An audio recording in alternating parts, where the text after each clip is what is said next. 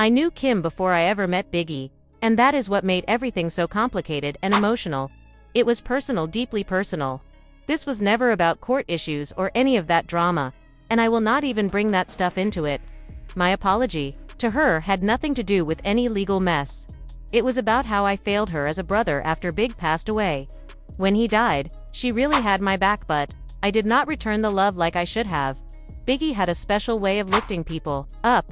He wanted everyone around him to win and live a better life. He had this drive, this hunger. He just wanted to make great music. He used to say if he could get even 500,000 fans, he would be happy. That was enough for him. I remember one night clearly. We were in the parking lot, waiting for our rides. Our car pulled up first, but we waited for Puff's car to arrive, too. When it came, we all rolled out together. Big was in the front seat, Lil Cease was behind him, and I was in the back seat of the drop top. Out of nowhere, a car pulled up on the right side and started shooting through the door. After all these years, Lil Cease has finally admitted he was wrong about Lil Kim, and if you know their story, you understand how big that is. Ever since Biggie died, people tried to paint Kim as disloyal, like she turned her back or never really cared. But in reality, she might have been one of the few people who stayed loyal to Biggie's memory. She held it down when no one else did. Meanwhile, Cease and other members of Junior Mafia played into a story that made her look bitter and fake.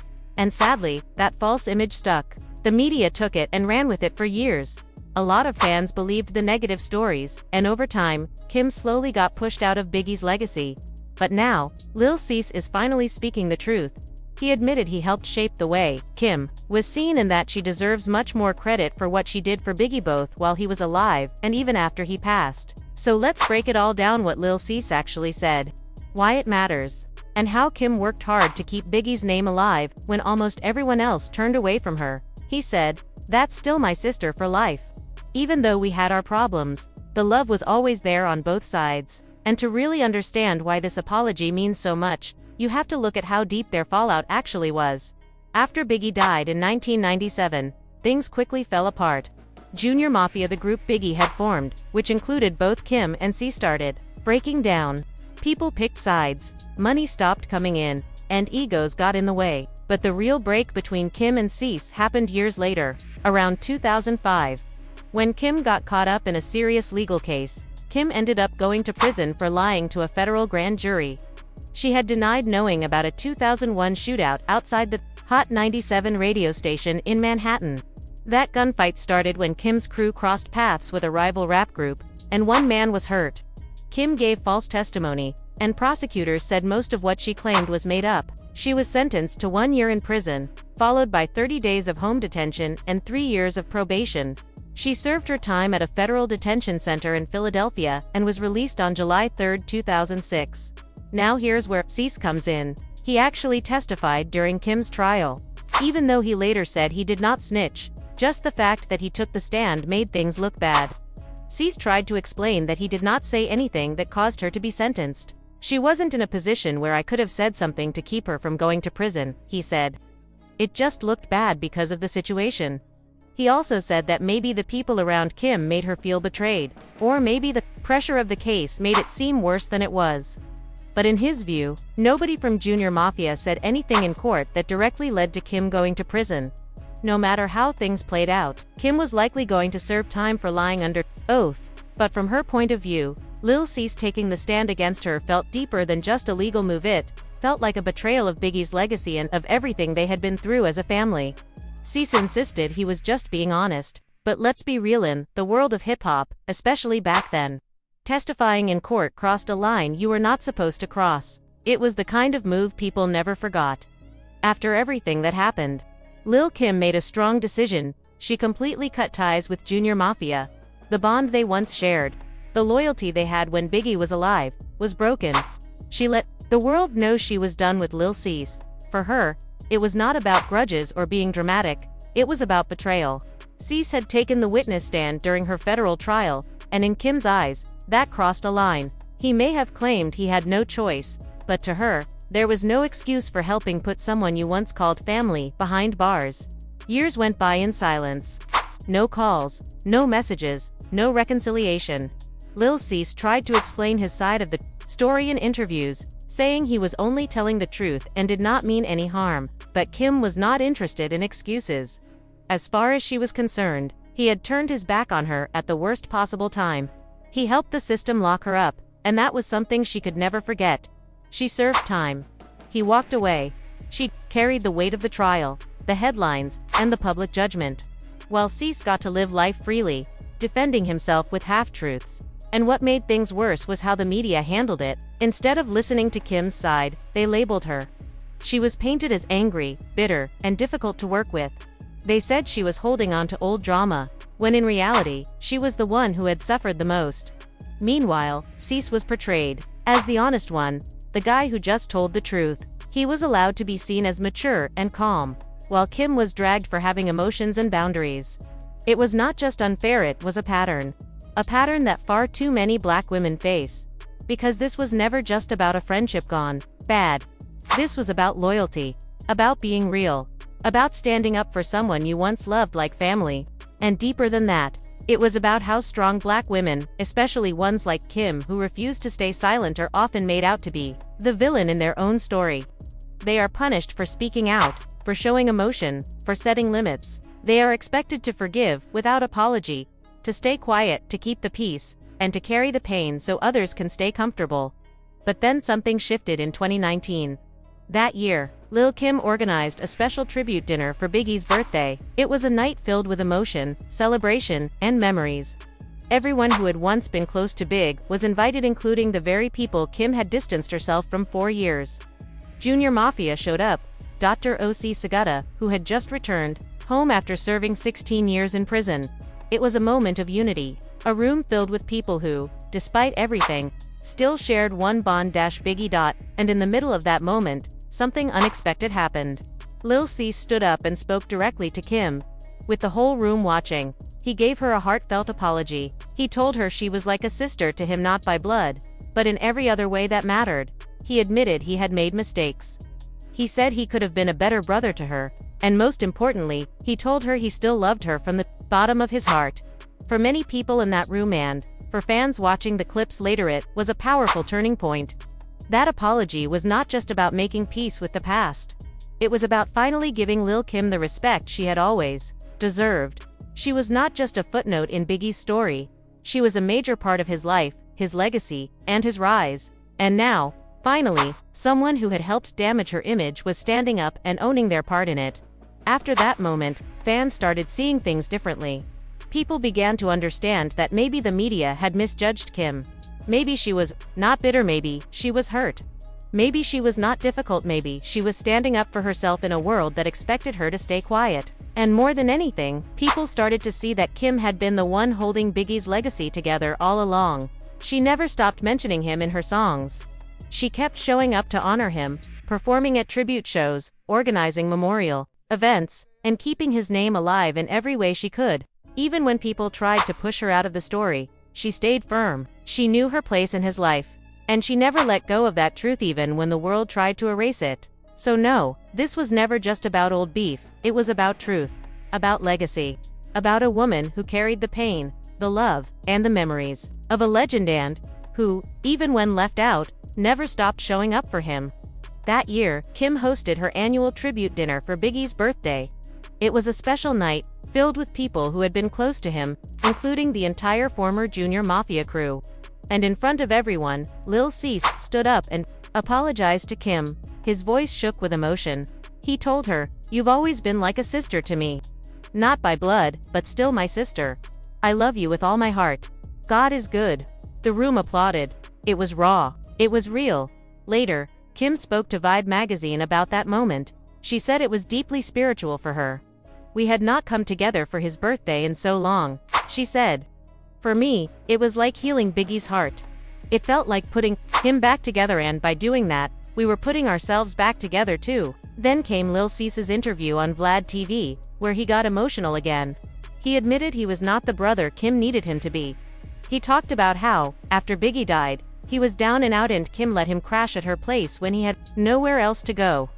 That hit home for a lot of people watching, because it showed that even through all the pain and drama, Kim always took care of the people she considered family, blood or not. "That was not just anybody, that was my sister. I knew Kim before I even knew Biggie. That is why things between us ran so deep. It was not about court cases or drama, it was way more personal than all of that. My apology had nothing to do with legal stuff. I apologized because I had not been the brother she deserved. I made mistakes. I did things I regret. That night felt like the right time to finally say it. We were all there having a good time, and I knew Kim needed comfort. I know her well, I knew what that moment meant to her. I did not plan it, but I felt it. I needed to let her and everyone else know that she deserved that apology. When Biggie died, she held me down. She supported me, but I never really showed her the love and thanks she deserved. Then life pulled us apart. People got in our heads. We were both stubborn. But then, God stepped in. One day, Kim reached out to me, and when we spoke, it was like no time had passed. She told me about her plan. She wanted to host a dinner in honor of Big. She said, "I want to put Big's heart back together. And to do that, she needed to bring all his people back together again." And that is exactly what happened. Me, Kim, Jr., Mafia DROC, good of everyone who had started the journey with Biggie was there. Even Guta, who had just come home, after 16 years in prison, was there to be part of it. That dinner was powerful. It felt like the right time to apologize, not just for Kim, but for Big. I did it for him too. That was our moment of healing. Kim has always been my sister, and even though we had fallen out, the love between us never really left. After I apologized, a lot of fans started to see things differently. They realized maybe they had judged Kim too harshly. Maybe her side of the story had never been told loud enough.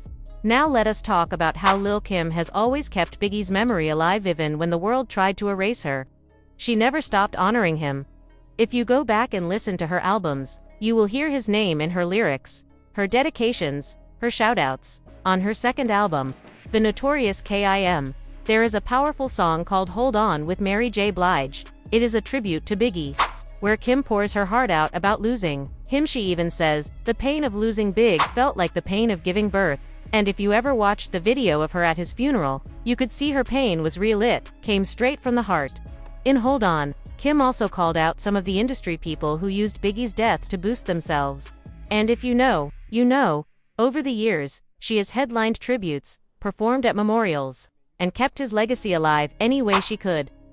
In 2016, she dropped a track called I Did It for Brooklyn with Meno, an anthem for Biggie and the borough that raised him. She has also been the one bringing everyone together for Biggie tribute dinners, even the same people she had beef with. Not many artists, especially male rappers, put their pride aside like that. Even with everything she has done, Kim has been misjudged for years. After Biggie passed, a lot of people tried to push her out of the story or downplay her role in his life. But let's not forget Kim knew Biggie before the fame, back when he was just Christopher. He brought her from Brooklyn with him when he made it. That says a lot about how much she meant to him. People used to claim Big wrote all of Kim's lyrics, but those people missed the bigger picture.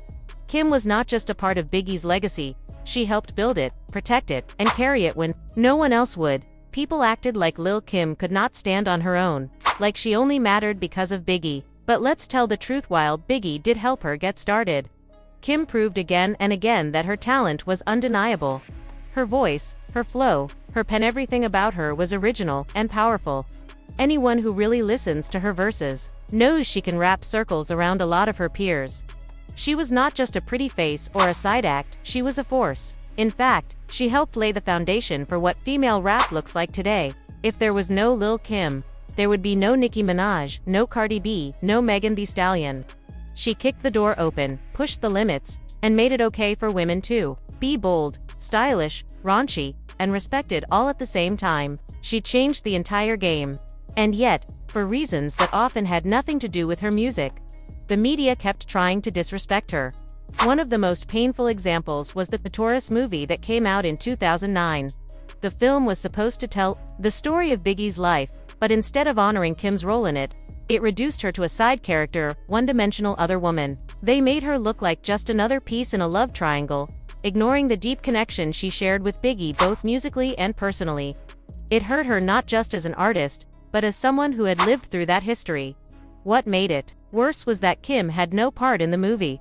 No one asked for her input. She found out the film was being made after it had already been approved and was well into production. She was blindsided. "How do you make a movie about someone's life?" she said. and not even talk to the people who were actually there. Kim was angry and confused. And rightfully so. She had every reason to speak up. Kim questioned how the filmmakers thought they could accurately capture her relationship with Biggie, how they talked, how they moved, how they felt about each other when they had never even reached out to her. How do you know how we kissed? How do you know how we laughed or what we said to each other? She asked. Some of those moments were so private, so personal, that only she and Biggie would ever truly understand them. Watching actors pretend to live those moments without her voice in the process felt like a slap in the face. By the time Kim found out they were filming in Brooklyn, the movie was already in motion. She showed up with her lawyers, demanding answers. She tried to speak up and defend her story, but the film rolled on without her. She later said she watched just a few scenes and could not continue. It was hard to watch, she admitted, because it was so far from the truth. She said the way they portrayed her and even the way they showed Biggie's relationship with Faith felt like a joke. It was like a spoof to me, she said. But that was not the only time Kim was cut out of the picture. She also ran into trouble with the music industry. There was a track called Anything to Find You by Monica. Kim had recorded a verse for it, and it was supposed to be a moment for hip-hop fans to celebrate a collaboration between two legends. But at the last minute, Kim's verse was pulled. Why? Because Biggie's estate run at the time by his mother, Voletta Wallace, refused to clear the sample.